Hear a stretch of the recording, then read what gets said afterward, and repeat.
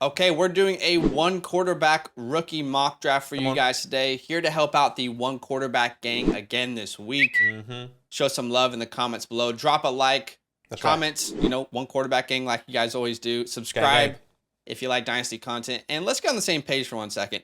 Badake and I don't dislike one quarterback community. There's like this weird battle in the comments sometimes between Superflex and one quarterback. Of There course, we is. have our preference. Like every person who plays Dynasty and fantasy has their preferences, but we love everybody, okay? Everyone's Yeah. welcome, and we are glad that we get to make content for you guys. So let's just make that clear That's because good. Good there's to be been clear. some battles in the comments recently.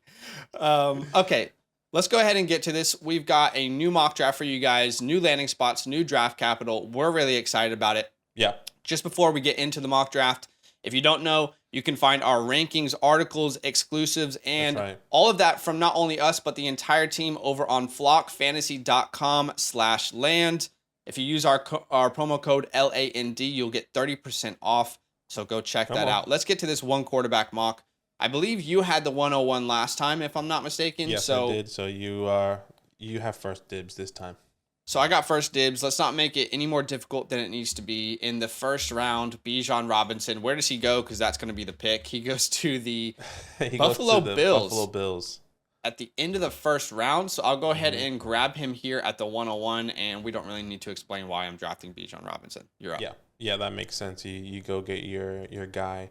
All right, in this mock draft, we all know who my wide receiver one is. He goes to my beloved New York Football Giants, and that's Quentin Johnston. So I take him here, and I think that's pretty obvious why I take him. We all know why we like him, why I like him. So 102, Quentin Johnston. Yeah, I'll go ahead and take my wide receiver one off the board then if you're going Johnston there. And let's talk about this landing spot for 1 second. You guys know who my quarterback one is, or my wide receiver one. You guys know how I feel about him at this point. Jackson Smith and Jigba. He goes to the Patriots. I actually don't think this is a bad landing spot. A lot of people out there do. I don't think this is a bad landing spot. We're talking about Mac Jones, who, okay, has he supported a incredible receiver in the NFL yet? No. Point to a single receiver on his team that he could have done that with. Okay. How about the weapons around him? That has he supported anyone? Well, Ramondre Stevenson, he supported a lot through the year, right? Because of necessity. You're talking about a quarterback in college who helped a wide receiver win the Heisman, which happens rarely ever. So, yes, is there massive question marks around Mac Jones? Absolutely. Bill O'Brien's back in town. Jackson Smith and Jigba is the pick. I think Juju will play outside. And actually, I think both of those guys will kind of flop inside and outside. I think they'll both be pretty versatile for this team. But Right. JSN will not be held back by Juju. He will be the number one on this team, in my humble opinion. And give Mac Jones a break, man. What has he had to work with? Like, give him a freaking break. So I'll take JSN here at the 103 and feel fantastic about doing it. Yeah, no, makes sense. I'm not a huge fan of landing spot. I just think there's better places a wide receiver can go, and the history there with wide receivers is not the best. Unless my last TB12. rebuttal is there's fewer places that have a bigger need, and from day one he would be the guy. Sure, yeah, I can definitely see that. All right, at the 104 here. I think we all know which way I am going. I think it's Jahmyr Gibbs. I'm going Jahmyr Gibbs here. He goes to the Philadelphia Eagles in the end of the first. And Miles Sanders is officially a free agent. He's getting shopped. He even said goodbye on Twitter. He was like, love you, Philly. We'll, on to the next chapter type vibe on Twitter. So now that's pretty clear where the Eagles either should go, whether it's running back or all the defensive players that they just let walk, unfortunately, because they don't have the money. So I'm happy with Jahmyr Gibbs here at the 105. Can I ask you about how you feel with Rashad Penny being there? I've never liked Rashad Penny, and this is no disrespect to Rashad Penny. I just never liked him for fantasy purposes. I don't think he can stay healthy. I mean, name me a season where he's played all 16, 17, I guess now 18 games in the season, right? So I think if he does, first of all, he has to make the team. right? If he does make the team, and I don't think his contract is clear. I don't think it's even out whether it's a 1 year I or don't think we 2 know the year. details yet. Yeah, we still don't know the details. So let us know in the comments if you do know that. But yes, I'm not afraid. I think he needs to make the team. If not, it's going to be Jahmyr Gibbs, Kenneth Gainwell, and then whoever else is going to be in the Dutch, or Boston Scott actually, because they re-signed him. I would say that the only rebuttal I have there is injuries are really difficult to predict, and I get it. I totally get it. But this is the perfect spot for Rashad Penny. I mean, when he is healthy, he is a top 10 running back in the NFL. And I'm not saying I wouldn't take Jahmyr Gibbs here. I'm just kind of playing the field here and playing devil's advocate. Yeah, I get it. So, and I think he'll make the team because they knew he was going to recover from that ACL, you know? Yeah, I can definitely see it, but I think it just comes to a point where like I won't be surprised if he didn't make the team. Okay, that's fair. You know? All right, here at the 105, we'll go back-to-back running backs. I have discussed this in the past 2 weeks with ranking updates that I have Jahmyr Gibbs in the same tier as another running back. Mm-hmm. And that running back is Zach Charbonnet, who in this mock draft goes to the Chargers in the second round. We've heard about Austin Eckler potentially moving on. And Charbonnet is the big body that the Chargers have been desperately trying to get on this team for a long time. That's not a disrespect to Austin Eckler, but he is the definition of the running back that they've been looking for. They thought they could get it with Spiller, Kelly. It did not work out. And now Charbonnet, assuming Austin Eckler moves on, becomes your instant starter who probably begins the year with 50 to 60% of the workload, and then I think dominates it towards the back half of the season. Yeah, completely agree. And I think this landing spot is very interesting, very intriguing if you are a Zach Charbonnet lover, believer, like Zach said, with all of those rumors with Austin Eckler could potentially be moving here. All right, I'm going to go with currently my wide receiver 3. I think there's 2 really good wide receivers, which I really like the landing spot. I'm going to stick to my rankings here, and I'm going to go with Jordan Addison at the 106. He goes to the Kansas City Chiefs with the last pick in the first round of the NFL draft. They get rid of Juju, Sky Moore, Kadarius Toney. This makes sense to me, right? It's just kind of, it's a feel-good area right now where you kind of have the pieces around you that can ascend, right, with Sky Moore and Kadarius Toney, but I feel like Jordan Addison could potentially be that true missing piece in the middle of the field where Juju was playing in that. Like what Juju did in the Super Bowl, really good. I think Jordan Addison can do it 10 times better, especially with Patrick Mahomes there. So I really like this fit. And I like that we didn't overdraft him because this would still be my number 1 available player. So I'm glad that we didn't overdraft him because he went to the Chiefs, you know. We kind of been preaching that because we have been preaching that. Yeah. Okay, so there is a wide receiver that I'm sure you're going to take right after I do this because you love this wide receiver and he has a great landing spot. Mm-hmm. I don't care if it's crazy. I'm going to stick to my rankings. In the early second rounds, we have Zay Flowers, who would be my next available player. He went to the Panthers in the early second round. And you'll find this out later in the mock draft, but CJ Stroud was the first overall pick in this scenario to the Panthers. So Zay Flowers instantly steps in with his rookie day 1, building chemistry throughout the rookie mini camps, and you start pretty much from the get-go as the number 1 option in this offense. Not only is it necessary for the offense, but it's you get that chemistry from day 1 with CJ Stroud. So I'll take Zay Flowers there at the 107 and leave you a little gift there at the 108. A little gift at the 108. No, it makes sense. And the little gift is Josh Downs. He goes to the Dallas Cowboys in the first round here. Yeah.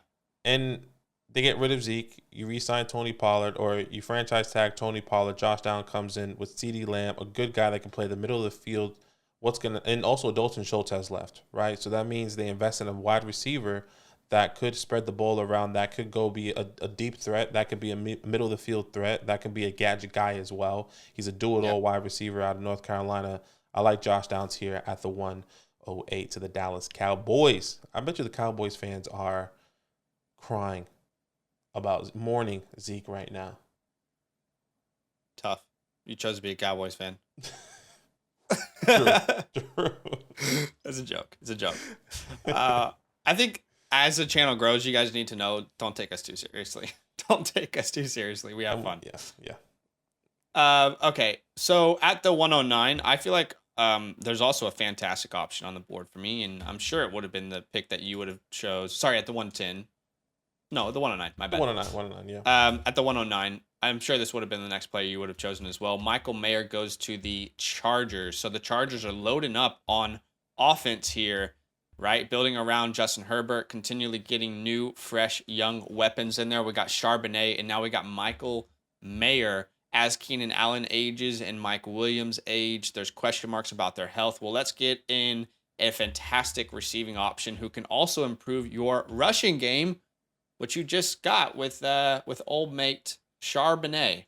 I have a little Charbonnet on the Saturday. So go ahead. You're up now. Yeah, no, I like the pick, and that's what I really like about this mock draft. Zach Charbonnet, Michael Mayer, both in the Chargers. You get a young running back. You get a young weapon in the middle of the field. Wow. Yeah. Wow. Really, really good. All right, let's go to my he is my RB4 currently, and that is Sean Tucker. He goes to the Atlanta Falcons. I think this just makes sense for me. I think it's clear that he's going to take the role over from Tyler Algier, and he gets drafted a whole round earlier than where Tyler Algier was drafted. So he comes in, takes over the workload. They might, result in running the ball a little bit more. And we saw that a lot in 2022. And I think that's probably going to stay the same with Desmond Ridder going to be under center and him still learning and growing in this offense. So I love Sean Tucker here at the 110. Okay. Yeah, I think that makes sense for sure.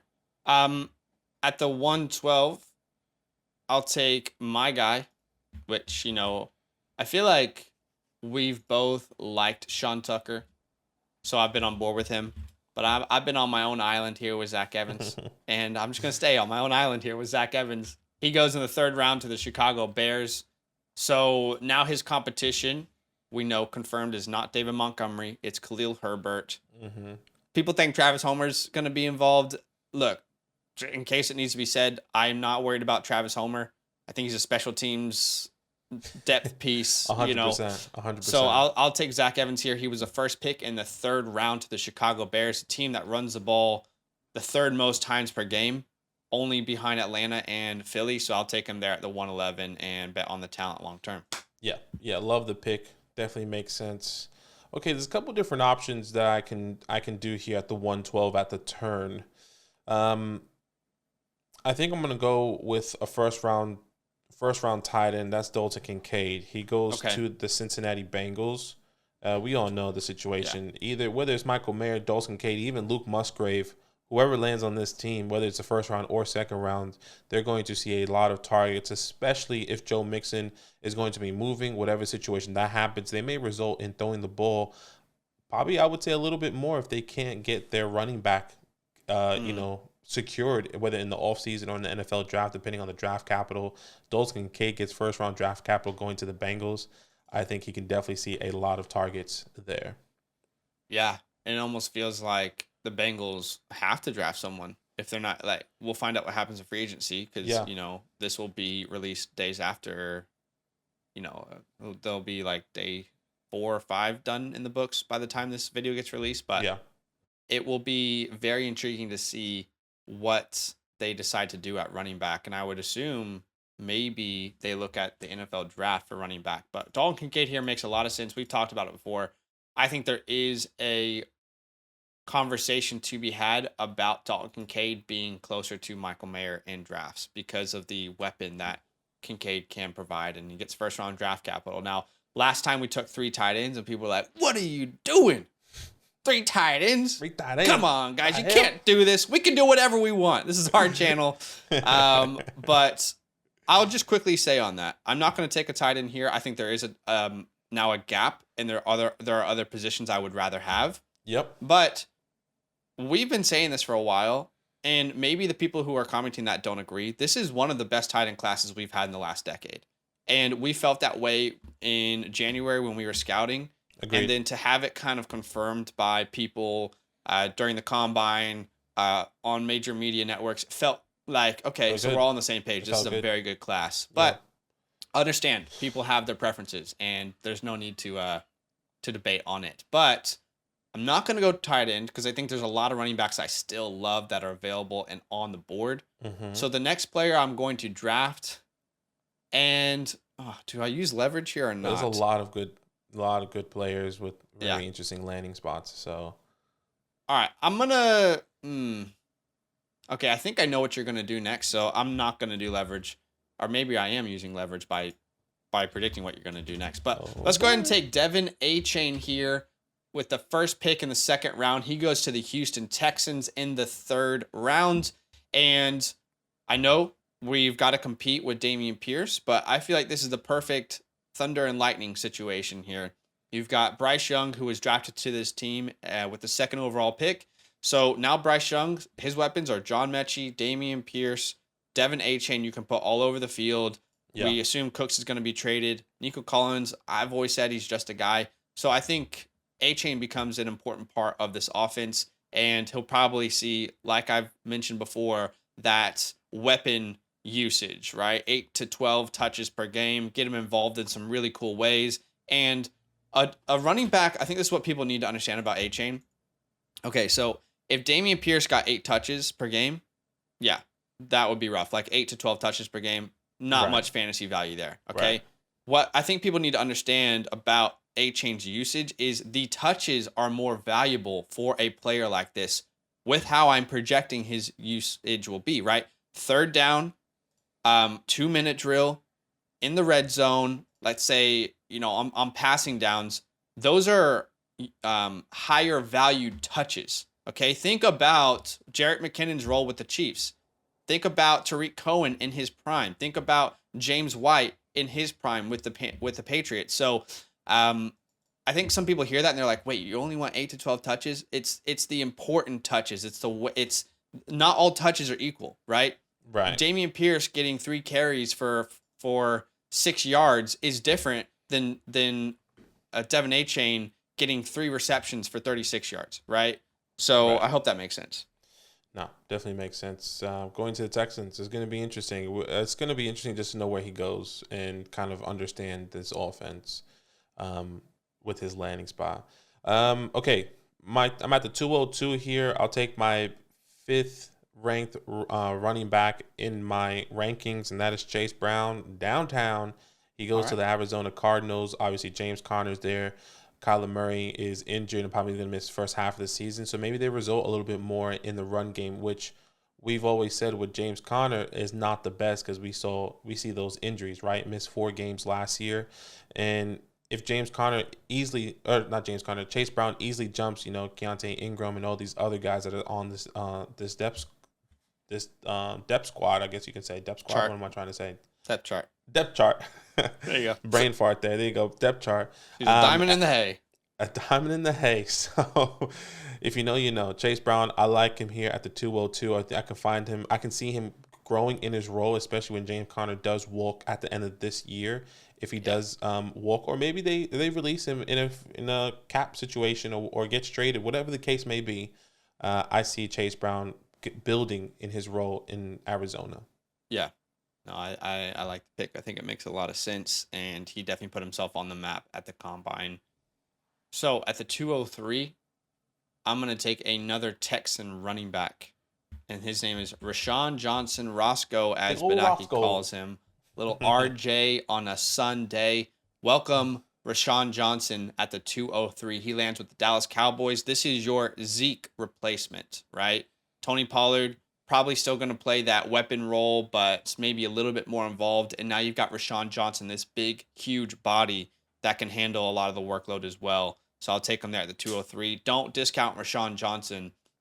Is he going to be like this Ramondre Stevenson arc? I don't think so, but there still could be value. Think more Brian Robinson here, equivalent. Yeah.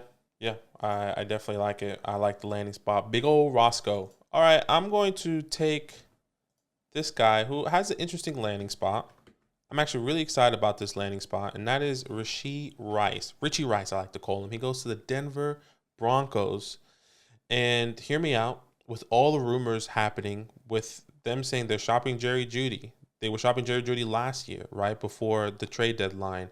And now they're shopping Cortland Sutton. So now you're thinking, okay, why is Sean Payton coming in, has this, at least what we thought, a Super Bowl caliber team, a playoff caliber team, and kind of stripping it back?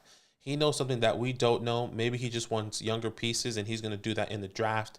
He's going to do that in free agency, whatever he is doing. And for them to draft Rashee Rice here, Richie Rice, I think this is really exciting. He takes over maybe that Cortland Sutton role if he does move. Maybe he takes over the Jerry Jeudy role if he does move. Either way, I picture one of these guys leaving for Rice to really fit into this offense, especially with Sean Payton, Russell Wilson, and we all know Russell Wilson can make guys fantasy relevant. We saw that with Tyler Lockett and DK Metcalf back in Seattle. And I think, once again, Sean Payton's going to come in and fix stuff up. He was like, you got an office, Russell? Get your shit out. Get your shit out the office, man. Go back to the locker room. That's what he said. Damn, so aggressive from Sean. From Sean. Okay, so Rashawn Johnson, or after Rashawn Johnson, we see Rashee Rice, who went to the Broncos. I'm going to take a running back here and love this landing spot, love the player. My running back sleeper of the year, as you guys probably know by now. I'm talking Israel Abanikanda. He went to the Panthers in the 4th round. As of right now, the Panthers have not addressed running back in free agency at the time of recording this video. Mm-hmm. Maybe they do. Maybe they bring back Deonta Foreman. I don't know. I don't care. But Izzy's a player that I like, and I can see him going to the Panthers in the 4th round, and there's a clear pathway to opportunities. There's a clear pathway to developing a role there. So I'll take Izzy here at the 205. Okay. I like that. I think it's time. I think it's time. I know we disagreed a lot, and you guys understand. You guys wish that you take quarterbacks later, and you rather go high upside. This is my high upside guy. Let's be honest. It's difference of opinion. I love CJ here. He goes to the Panthers. He gets Zay Flowers. He gets Izzy in this mock draft, right? And then they continue to build. They continue to build in free agency, and that we're going to see that continue into the draft as well. I love this landing spot for CJ. I see him being the 101, and I'm really comfortable taking him here at the 206. Yeah. I mean, like you said, we disagree. Yeah. In a one quarterback format, it would be Anthony Richardson for me. So I'm going to take Anthony Richardson here. He was taken with the 4th overall pick to the Colts. And I feel like we've gone in circles here, but in a one quarterback format, I'm shooting for the stars, and I don't care if I miss on a quarterback in the mid to late 2nd round pick. I want a guy who can potentially be Justin Fields, Lamar Jackson, and have that rushing upside, shoot for the absolute moon. I can trade for a quarterback if I need to. I mean, so if it doesn't work out, I want to shoot for the stars, and that's what I'm doing here with Anthony Richardson at the 207. Reach for the stars. Okay, 208. I can either go another quarterback here, or I can go wide receiver or tight end. Oh, let's go tight end. Okay. I like Luke here, Luke Musgrave. He goes to your Washington Commanders. I think we can switch it up here. I mean, really good draft capital in the 2nd round. Sam Howell, right? Terry McLaurin, Jahan Dotson. I think this is a really great addition for this offense. A guy that could be a threat in the middle and a blocker as well. Maybe not the best blocker, but a guy that can develop in that area. So I like Luke Musgrave here at the 208. Yeah, he's a freak athlete and incredible speed for the position. So I think that makes sense. Mm-hmm. I'm going to go with a wide receiver that I still have ranked as my wide receiver 5. Okay. This is me sticking to my guns, trusting the film, trusting the analytics, and trusting in a player that I think could be the steal of the draft at the wide receiver position. He goes to the Saints here, okay? And the 3rd round, that player is Xavier Hutchinson. I'll take Xavier Hutchinson here at the 209, feeling pretty good about it. Michael Thomas back on a 1-year deal, so he'll get to play at least a game and a half before he gets injured. Mm-hmm. And then Xavier Hutchinson, it's supposed to be a joke, but then Xavier Hutchinson can step into that wide receiver 2 role right beside Chris Olave. Rashid Shaheed can be your stretch the field guy. But I like Xavier Hutchinson with the Saints. I think it makes a lot of sense. as to how he could grow with this team. I've talked about him as this incredible route runner. Still feel the same way. Love the player. Thought I could get him later in the second, and I feel very good about taking him right here with this pick. Yeah, that makes sense. All right, let's rock with the quarterback here. Go Bryce Young at the 210. He goes to the Houston Texans, and he doesn't pair up with the wide receiver here at all, actually. So they draft Bryce Young, and they don't draft another weapon. So JSN goes to the Patriots. They drafted A-Chain, though. They did draft A-Chain. They did. So, I mean, we'll see what happens and how they're going to continue to build there. But I'll take Bryce Young here at the 210. Okay, I'm going to go running back again here. A lot of options on the board. Mm-hmm. There's a wide receiver on the board. Maybe you'll take him. I don't want him. I'm sorry. I'll take him so we can talk about it for sure. Okay. I'll put some respect on Kendre Miller's name here, and I know the Kendre Miller community is going to be like, this is too low. He should be higher. Hey, I'm really happy with him here. He went to the Vikings. We've heard about Dalvin Cook potentially being moved. Mm-hmm. If that were to happen, this would be the steal of the second round, I think. If it weren't to happen, I don't know how much Kendre gets on the field. So he probably plays the Alexander Madison role until Dalvin Cook's gone, and then if they keep Dalvin Cook and move him next year, do they draft another running back? I don't know. So I'll take a shot on him here at the 211 though. Yeah, it makes sense. All right, we have less than a half a minute left. I would say a minute and a half. I'm going to take Jalen Hyatt here with the last pick. He goes to the Los Angeles Rams. Maybe they move on from Allen Robinson, which he is open to trade. Cooper Kupp coming into his end, I think, with Matthew Stafford and, just Matthew Stafford, right? He can be the field stretcher here. Jalen Hyatt can be the version of the Van Jefferson, potentially a different version of him.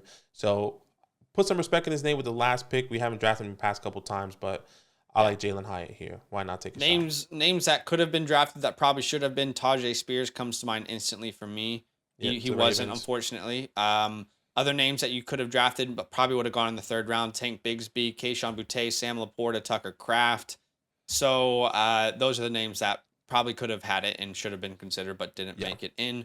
Do us a favor, drop a like to show some support. Subscribe if you like Dynasty content. Comment down below. Hey, know that we love you guys, okay? It's all love here. That's why we're doing this content. We're trying to be that community for you guys, the One Quarterback Gang. So all love, there's no hate here, and we'll see you guys next week for another One Quarterback Moment. Now that those idiots are done talking, who needs some rankings? Hell yeah, I need some rankings. Then use promo code LAND, LAND, for 30% off any membership at flockfantasy.com. Oh. It's so easy, even your grandma could scan that QR code right there.